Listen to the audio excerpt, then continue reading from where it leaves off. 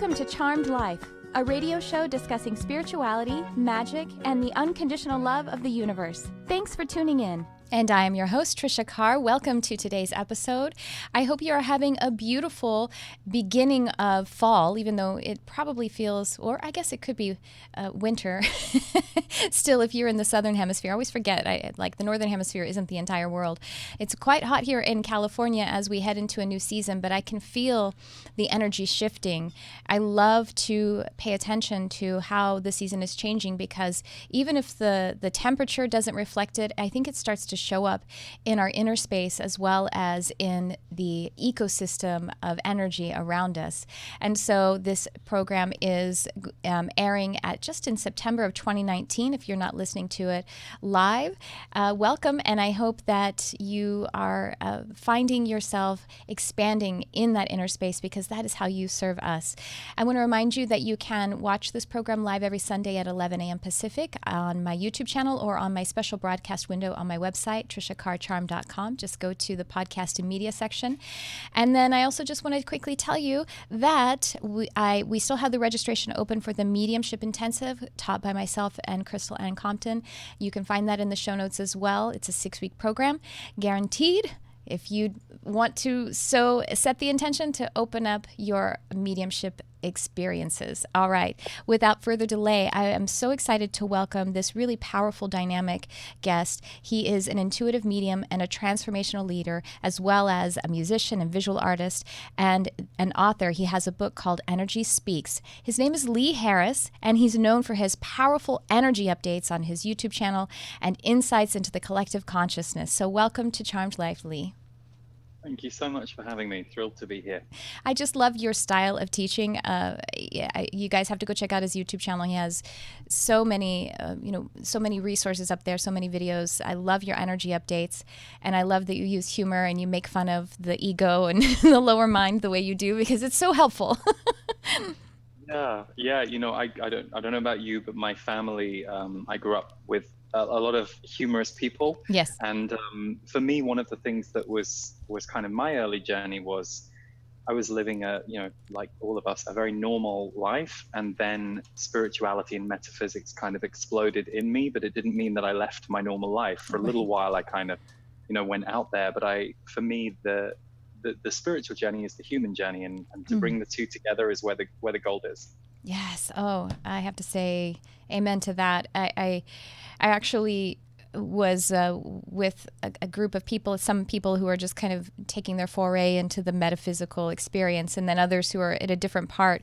And the people who were maybe, I want to say maybe in sophomore year, which is totally fine, it's all valid, was kind of talking about it in a way that I think put the person who was in freshman year off a little bit, like, oh no, I have to be a different person. Yeah. And maybe we all play around with that sometimes. That's totally okay. But I think that the spiritual journey is, right? It's becoming more human, even though the ego says, no, you're going to be less human. You're going to either you're going to think you're too special, or you're just not going to be able to relate anymore. But to that point, there is something to it. Sometimes when you're doing your inner work and you're evolving, sometimes relationships do kind of shift, right? And that can feel a little sad, that transformation. How do you manage that in the work that you're doing? Well, I think there are a couple of different ways of looking at it. There are some people who are going to come into your life, whether you see this spiritually or just as a human being. What is that famous saying? There are people who are there for a season, a reason, or a lifetime. Yeah. I do think that's very important to remember, because there are people that come in and are there for us and help us at different times. But just kind of to go back to what you were saying a moment ago, I think one of the things I have got very clear about now, I've worked in the self-growth field for 15 years and have been a student of it for a little over 25, is I think many of us go into spirituality thinking there is a rule, because it's a little unknown to us. And especially, when I started 25 years ago, you could go and get like a book at a new age bookshop, but that was kind of it. Now with the internet, there's so much information readily available to you. But I think because we have, to some degree, not looked at or honored spirituality in Western culture, when people first encounter metaphysics, spirituality, or an awakening experience, I think we start looking for, well, what's the rule? What does this mean? Who's going to tell me what X, Y, and Z mean. And my philosophy, having done, I think probably by the time I finished doing private sessions, I'd done 4,000 private sessions and worked with tens of thousands around the world in workshops. Everybody is unique, and Yes. everybody has their own way and their own experience. And I think, unfortunately, that's where the guru trap comes in. Right. An authority figure who takes control of your spirituality for you, rather than perhaps you being allowed to explore and uncover what your personal brand of spirituality really is. Yes, it is true. We're ever the child trying to grow up, and that child says, "Well, just daddy or mommy tell me what to do, and I'll be a good girl or boy." And the truth is that once you pass that age of understanding and legal guardianship of yourself, you have to become your own parent. And that own parent is I think the universe within is one way. The essence of the subconscious mind or the essence of spirit or your inner being is the same as the essence of that one fabric. That's the paradox. Absolutely. Yeah. Yeah, no, well said. And you do work so much in messaging about transformation and how the inner and the personal transformation is actually the global transformation or the galactic or universal one. This message, I think, is so important. And it's so beautiful, really, because it just turns us, it's so validating of the self, putting that sovereignty inside of yourself. How have you been seeing that lately? And I don't know if in your work or in the landscape of the world. Well, it's interesting. I don't know how you've experienced it with your work, but I started doing the monthly energy updates back in 2012 on video. I think I did them for a few years on and off, before that just in written form. Back then, you could talk about the energy of a month in very specific ways. It was very cut and dry and clear. And in the last few years, everything has become so much more intense and so much more ramped up. Really? But I find that now when I'm giving monthly messages, I think possibly also maybe because more people listen to both the messages I now deliver, but also are just more tuned into this in the world. The complexities are a lot finer because there tends to be there's just a lot going on for people, and a real implosion for people personally because of what's taking place in the outer world. My guides, the Z's, always said that the period that we're in now, they said 2016 to 2024, you are going to see an enormous shift, and you're going to see a kind of breaking down of what people used to believe was true or rely on in society. And so, when I first heard that in 2011, that was a bit of an abstract idea, and I didn't really know what that would look like. But it's now 2019, and I'm like, oh, I think we're all beginning to understand there is a real rubber meets the road happening going on the planet, where we aren't really allowed to be asleep at the wheel anymore. There are things going on in the world that are alarming people, are waking people up, shaking people up, triggering people. So all of that is kind of rising up. So as the outer world is transforming, so too are our inner worlds transforming. And my guides many years ago said, they said, you're going to see people get very emotional. And I completely misinterpreted that. This was probably 2008. They said, when you get beyond 2012, you're going to see people in the world becoming far more in touch with their emotions. And I interpreted that as purely a positive. I thought, oh, great, everyone's going to be like hugging and like talking about their feelings. But actually, if you look at it, anybody who tracks energy or emotion on the planet, you see more people are breaking open, vulnerable, fragile, scared, going through massive challenges, whether it's the health challenges that seem to be on the rise, or whether it's people's financial or purpose-based challenges, the idea of their career or the idea of life or their trust in politics or whatever it is that's being shaken from underneath. There is this inner transformation that all of us are on, whether we want to be on it or not. And so, the messages that come through me over and over again recently, one of the things they keep saying is you have to self-care and you have to self-sustain, and you have to make sure that you are taking time to integrate, taking time to step back, taking time to breathe, and taking time to catch up with how fast this transformation is, because it's a lot to handle. And so I think if you can ride the transformation that way, then you can be useful to others. You can know why you're here at this time on earth. And I think if you aren't integrating, if you are only overwhelmed, you can want to check out, you can want to like get me off this planet, or you can feel like everything is going really, really wrong very, very fast. So one of the things that I feel is my job that I'm called to do is to be a voice of how do we balance ourselves in imbalanced times. So really, I think that's kind of the job that I ended up with unwittingly. And the self-care, I feel like we continually are eliminating self-judgment and guilt.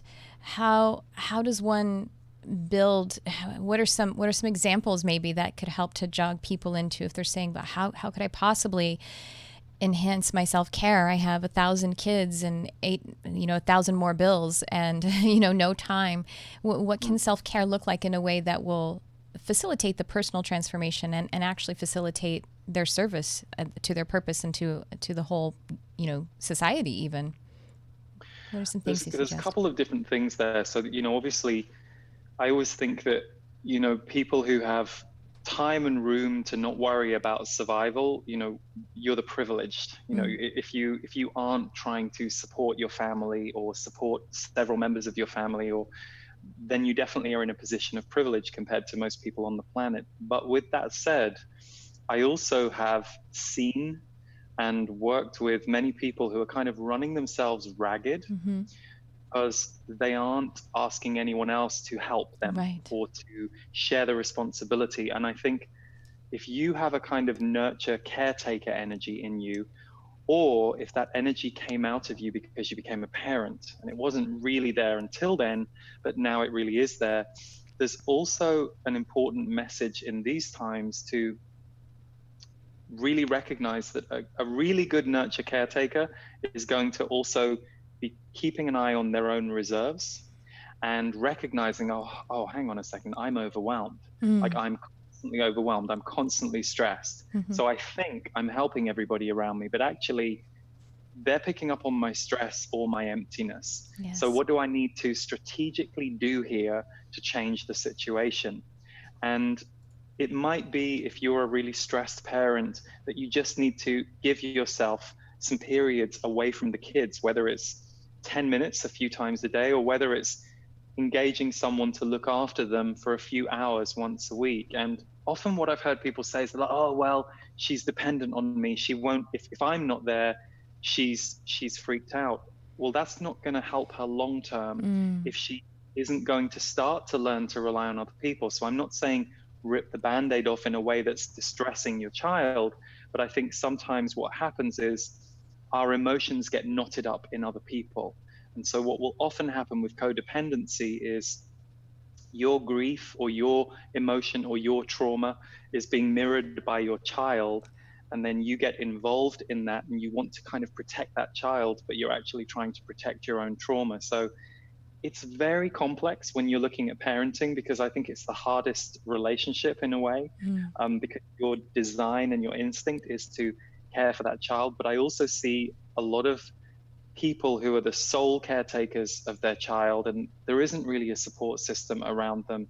And the first thing they really need to start to do is to build that support in, so that it's not all on them, which is good for them and good for the children. So it's a very complex topic, and you really have to look at it case by case basis. But I don't believe anybody should be in a position where they say, oh, I can't even get 5 minutes for myself once or twice a day to just sit quietly and meditate. If that's your scenario and you're not in a financial or a crisis of any other making, freedom crisis or health crisis, then something's off balance in the rest of your life. And you do need to find the way to be able to just take some time to just come back to your own feelings, because if you're constantly giving out and constantly caring for others, you start to lose your own center, and then you're just kind of lost in the weeds of everyone else. And this is when we have spiritual crisis or spiritual breakdown. Yes, and physical as well, because that the inner being that child within will get what it needs, so you will, if you need time to yourself, then you might get sick. You know what I mean? And then you'll find out that, oh, I can resource. I can find someone to help me with, I won't lose my job if, I'm not there, or my child will be okay if someone else is steps in to help me. And it could be physical, or it could be some other kind of event in the life. It just, energy will be expressed. It just will, right? So true. It's so true. I had a thing last week where there were several things I was supposed to do in a day, and certain people were waiting for certain things from me in my team, and I just couldn't do it. It was like, I had a busy few weeks, and I just hit this point where my body, my mind, I just couldn't do it. And the phrase I told myself was, no one's going to die. If you things off, no one's going to die, but you might. Your spirit, if your energy. And so on that day, I was able to make that decision for myself that we were just going to have to delay some things. Right. So I was able to move those goalposts. I think sometimes there are far harder situations where it's not as easy to be able to make those changes, but I also think it's important to start to look at where can I make a change, especially if you're listening to this and you think, oh, that's just impossible in my life. If you think it's impossible, there's something you need to adjust in your structure of your day and your life, because like you said, the energy will be expressed and it will often implode. And I think especially for women who have been the kind of traditionally the nurturers on the planet and have been in a way had to overdo that job because men haven't been called on to be as nurturing. And of course, I'm generalizing. There are some amazing men who are natural nurturers, and there's some women who that's not really in them. They do other stuff. But I think generally that imbalance in the gender roles has contributed to the imbalance that we all have around self-care, the ability to nurture others, the ability to say no. And I think that's really changing now. But we are a very work and achievement driven society in terms of the way that we've been trained. So like you said earlier, guilt comes up. It's like, oh God, well, what if I don't do this? Because we've been taught that doing and serving and giving is what we should be in order to be good. And I still think that fundamentally, those energies have an enormous grace in them when they're coming from an authentic place. But if you aren't able to fill your own cup, then the water that you're handing out to other people is really lacking in oxygen. Oh, beautiful. I love that metaphor. That's wonderful. And one thing that you also talk about is I find a parallel in the work that is, well, of course, because it's just energy. I've heard you talk about intuition and the way that you talk about intuition being a journey. And I also talk about it as intention, because sometimes people think of setting an intention and then you just kind of let go of the wheel. And it's sort of, no, then that's intuition, or intention is both, can be an event where you have an experience that helps you to shift and have a sort of awakening of some kind or an epiphany, but that it's a journey, and you must continually steer the car and go with the co-creation of everything. But I really love how you talk about when you're talking about when we have those moments of epiphany and kind of being too adherent to that original vision. Can you share that concept? Yeah. I think it's so important. Yeah, so I think you're referring to a YouTube video that went out a couple of weeks ago. It's called Some Truths About Intuition. Yes. And there's a workshop I'm doing at the moment called Intuitive Power. It's a one-day workshop. We're bringing it to New York in November, Los Angeles in January, and Portland in February, and Canada in March. But yeah, this was a clip from the London event. And in it, I describe that we have to treat intuition like a GPS. So you're driving in your car and you put, I want to go to, I want to drive to LA. And so you think you're going to drive down the Pacific Coast Highway to LA, and that's where you're going. And all of a sudden you take a different turn, or a friend calls you and says, oh, I'm at this Starbucks. Can I see you? And so, oh, you go and see the friend. And then suddenly you're rerouted and it's a different road. And now the map because you went to this Starbucks for 5 minutes says, oh, now I want you to go this way. And so you take a very different journey and your day is a bit different, but you still are heading to LA. And because you were heading to LA, that friend, when they called you, oh, I'm on the way to LA at Starbucks, you go and see them. We don't tend to fight the GPS. We don't go, oh no, I'm going to retrace my steps and go back, the way that I was originally going 15 minutes ago before I went a different way. Well, intuition works like this. Sometimes an intuition is not necessarily the destination we need to reach. So if we go, oh, I have to go on this shamanic trip to Brazil, I just feel like I've got to go on a shamanic trip to Brazil. And you try and find a shamanic trip in Brazil and you can't find one. And then you just decide to buy a flight anyway. And you're like, I'm sure I'll find one when I land at the airport, because the vision told me you can't buy a flight. Your credit card's refused. You go to the bank and you're furious and you try and get the money out of the bank and they won't give you the money. Everything is blocked. Whereas actually, if you had just been open to the shamanic trip that you saw in Costa Rica when you went online to look for this shamanic trip to Brazil, and you check your intuition, you go, oh, that actually feels right. Costa Rica is different to Brazil, but this feels right. I'm going to follow this. Our intuition is sometimes very destination focused and correct. And we are supposed to achieve that very thing. But sometimes it's just to get us started. And it's just to get us to go in a certain direction. And the way to know that you aren't listening anymore is when you are so fixated on trying to make this original vision happen, even though everything in life is showing you it's a mistake, it's blocked, you're getting a no, the doors are slamming in your face. And this is something that can be tricky because people get very fixated on this vision that they had 2 years ago, rather than recognizing, check in today. How does it feel today? Does it still feel true? Because intuition is trying to get us moving rather than trying to get us to a fixed place many times. It's about the journey. Anyway, and I characterize it so funny. I have a very similar metaphor that I use. I talk about going to the store, but if you're going to the store, that's your overall. You can't see the store yet, but you know that you're going to the store. But if you pull over to talk to your neighbor for a second, it doesn't mean that you've stopped going to the store. You kind of keep nurturing it. And yeah, if on the way to the store, you're like, wait, actually, I think I should go to the pet store instead. Then that's, you know what I mean? Like, you don't really judge yourself in those situations, but life really isn't any different.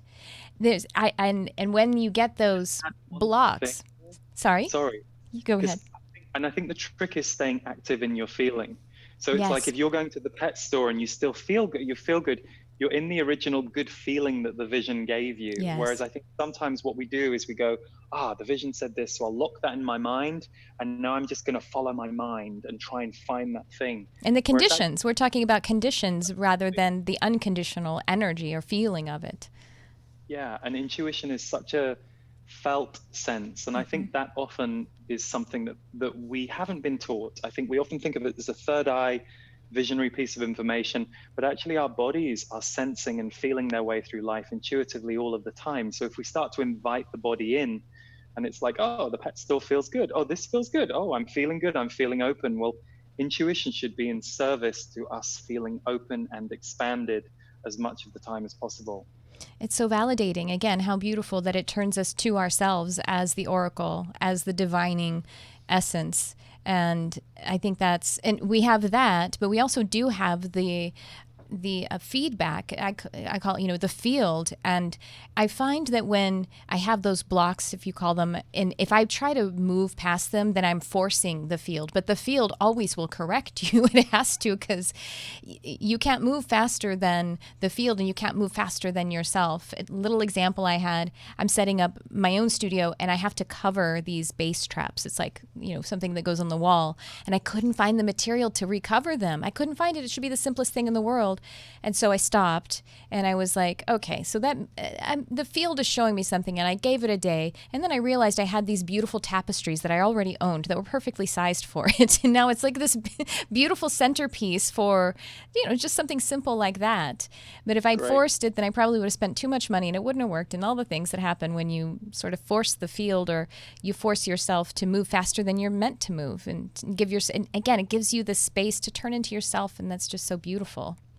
Well, I love, because really what you're sharing is allowing time and allowing things to move and breathe. And I've had very similar experiences where you're like, oh, everything, I didn't quite know how this was going to go, but I followed the first two steps, and then you see that everything's lined up.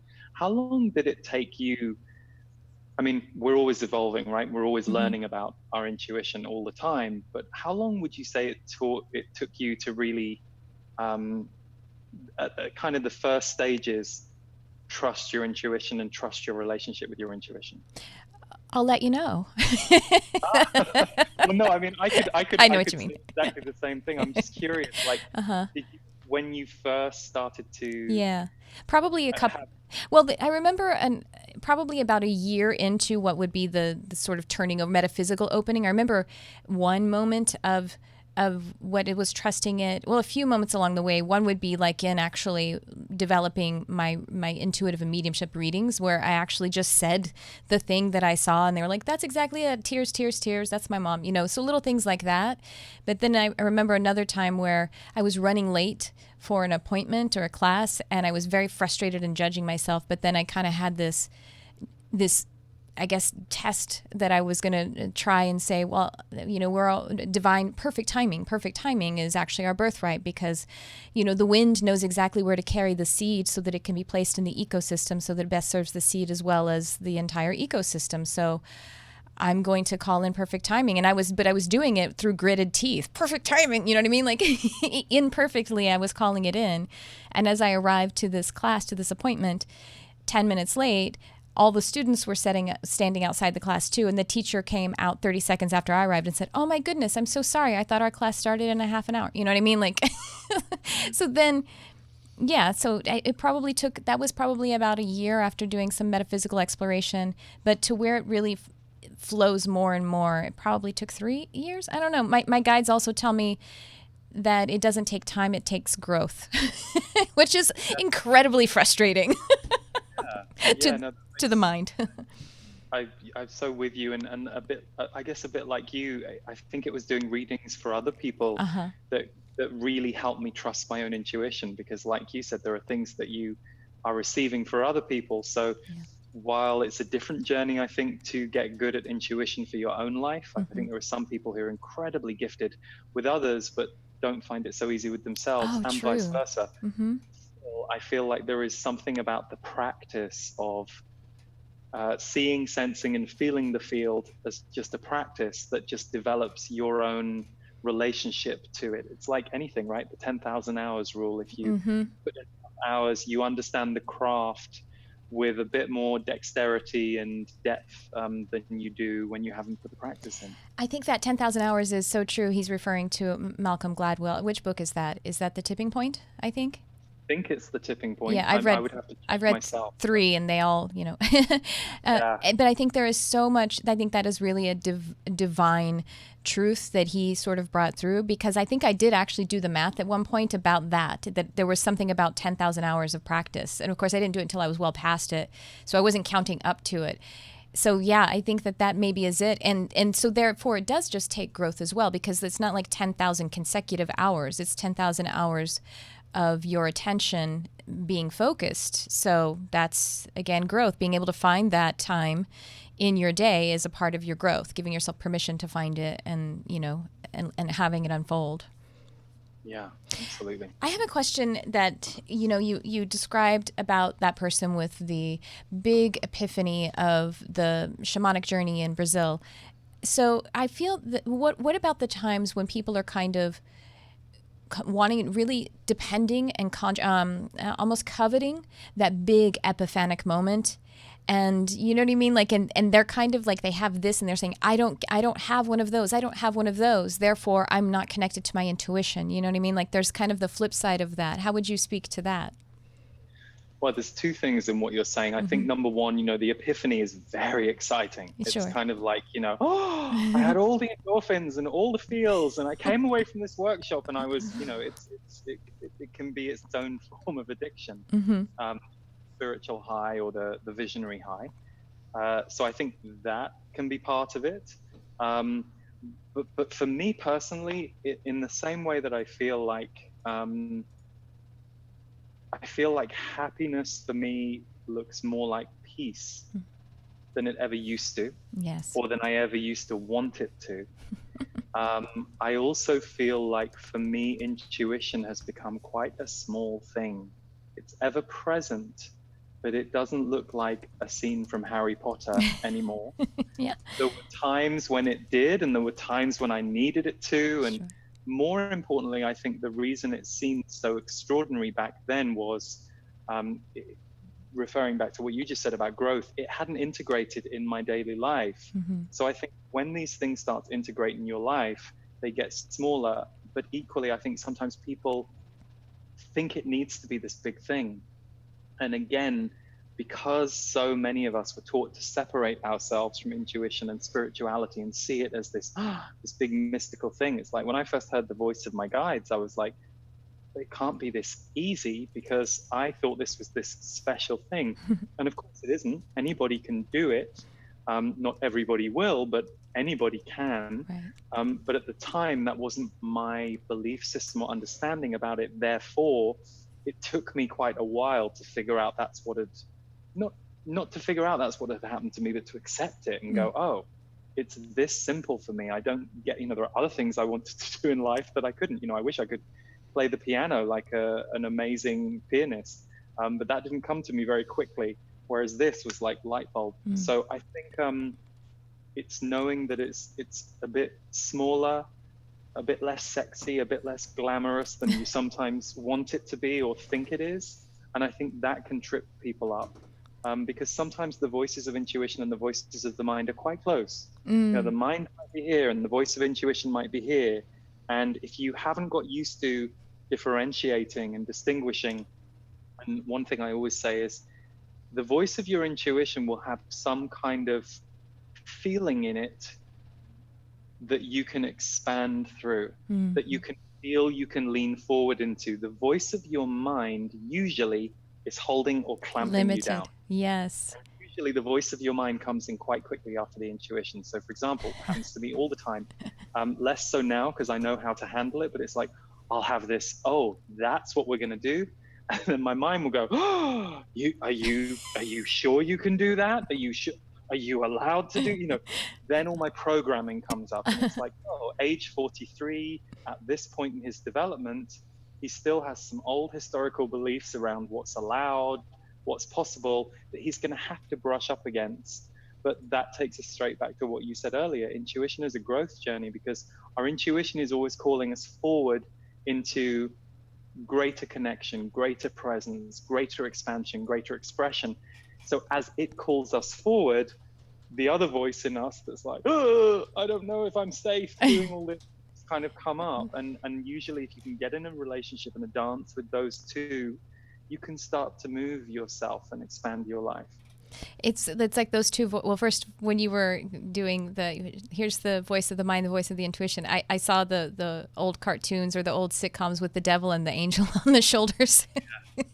And they're in the same place. They're in the mental, emotional, or psychic space. You know what I mean? Like they're standing on the same floor, but they do have one's limited and one is expanding. So that's really interesting. One day we feel pretty good about ourselves. We feel I feel pretty free. Today I've had I feel really expanded. And then the next day, you're at home with the Dunkin' Donuts bag and too many episodes of something on Netflix that isn't really nutritious for you, but you're kind of in the hole going, oh, and all the people on Instagram in their bikinis look like they're having a great time. And I couldn't, it's kind of what we do. It's the human condition. And I don't think the human condition is the problem.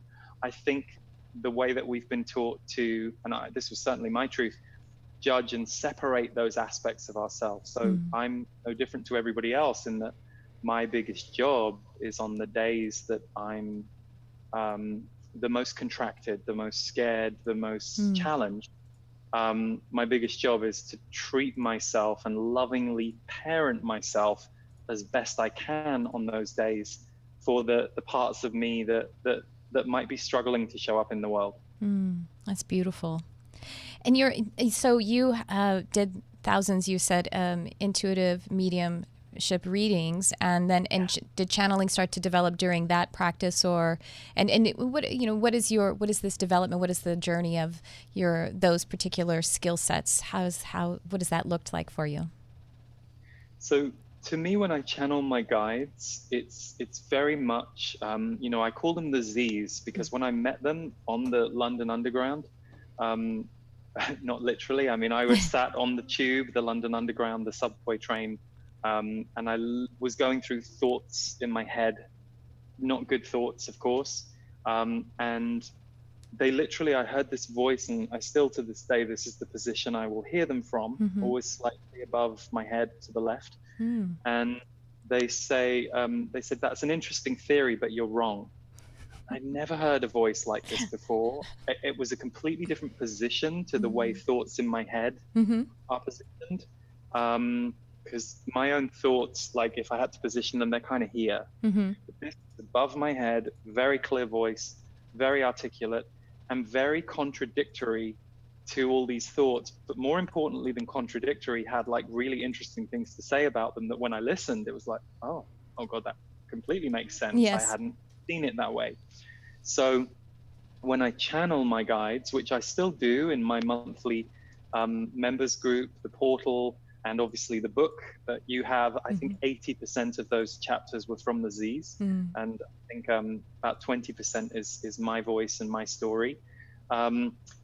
They are very different perspective to my intuition. My intuition is kind of like a bridge between the two worlds. So if I was working with you intuitively, much like I do my monthly free energy update videos on YouTube, I'd be speaking to you in language that you would understand, relating to your life, but kind of from a higher perspective and looking at your soul path. When I'm channeling the Z's, it's they say things and know things that I can't access or see, and they definitely are seeing things from a very different worldview to my worldview. So as an intuitive, I can kind of tap into stuff up there and make it relatable here. But when they talk, they clearly are not dealing with the density of the earth plane like we are. But they sometimes that's very enviable. Sometimes, this seems so much better. But then, they'll always say that it's really a fantastic thing to be human. Yes, I hear that as well. When I've channeled before, actually, I think I can't remember which particular energy I was channeling, but I remember that being told that we are the heroes. We're the heroes on the journey, and that there is no hierarchy. But if there was one, that they bow to us even because we're the ones doing the brave thing right now, to allow ourselves to forget. It's a beautiful thing. To forget and to go through the kind of push-pull of being on the earth. And they say that that's what makes it fascinating. They say you get to reconnect with and recreate light over and over again. Yes. They say, and the contrast is something that we really enjoy and that we learn from and that we grow through. And that they say that humanity itself is an experiment of a kind. And it's funny because I remember when I first heard them say that, and then someone said, oh, that sounds awful, that sounds very clinical, and I didn't have that reaction. I don't either. Yeah, I actually heard that in Christianity still when I was in Christianity, like the earth is so that was a message I got. Right. Yeah. Isn't it interesting? Oh, wow. That's interesting. Okay, great. So there's something to that. And it's funny, there's a friend I have, we were just talking a few weeks ago, and he was saying something about, he said, I love being alive. He said, but I'm not attached to being alive or humans even being alive. And, and I think there is something to that. I think we're put into a very fear-based idea about the importance of humanity sometimes in a way that doesn't take into the whole ecosystem, the whole life force on this planet, that we're just one species among. And, soul, I think if you have that way of looking at the world, I think you tread a little lighter as a human being, and you understand your place and your position universally a little more delicately, which I think is healthy, actually, because I think often when people assert dominance as a human being, or dominance over others, or dominance over certain parts of the ecosystem, it doesn't go very well, and it's not in harmony. So I love that. Well, with that, we are actually out of time. I love ending on delicacy and harmony. Just about as beautiful. I mean, it is the universe. It's the one song. And Lee Harris, what a gift to connect with you on this program. Everyone, I would encourage you to check in the show notes, because Lee's portal, where he does his it's like a subscription service, and then also the different workshop dates that are coming up. Are you coming to Los Angeles? Did I hear that? Yes. Okay, good. I'm going to check that out. Saturday, January the 18th is Los Angeles. Oh. And the book has just also come out as an audiobook. So as well as wonderful. me narrating the book, my dear friend Davor Bozic, who is a sound healer, I asked him to add sound and some sonic layering to kind of really support the channeling and the exercises. So that's on Audible and iTunes if you're more of a listener than a reader. Oh, yes, I am. Oh, I'm going to get that for sure. I didn't realize that. Well, that's wonderful. Well, thank you again, Lee Harris. What a gift, all of the work that you're doing. I really appreciate you sharing your light here on Charmed Life, and I wish you so many blessings. Thank you, Tricia. You're awesome. Thank you. It was lovely to meet you. Thank you so much for having me on and what you're doing and all your listeners. I hope I hope to see you again, maybe on this program or maybe when you're in LA. That'd be great. Thank you. And thank you, everyone, for tuning into this episode. I love you, whoever you are.